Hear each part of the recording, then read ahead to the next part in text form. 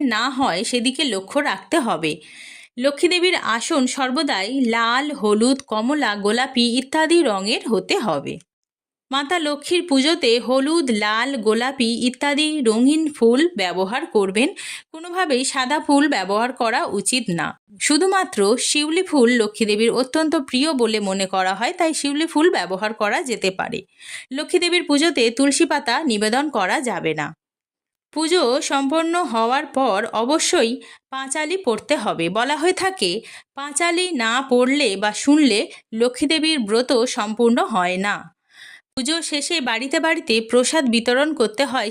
সেক্ষেত্রে বিশেষভাবে লক্ষ্য রাখতে হবে যে লক্ষ্মী পুজোর দিন রাতে কোনোভাবেই যেন নিজের বাড়ির বাসন অন্য কোনো বাড়িতে থেকে না যায়। কোজাগরী লক্ষ্মী পুজোর দিন পুজো শেষে প্রসাদ গ্রহণ করে উপবাস ভঙ্গ করতে হয়। লক্ষ্মী পুজোর দিন অন্ন গ্রহণ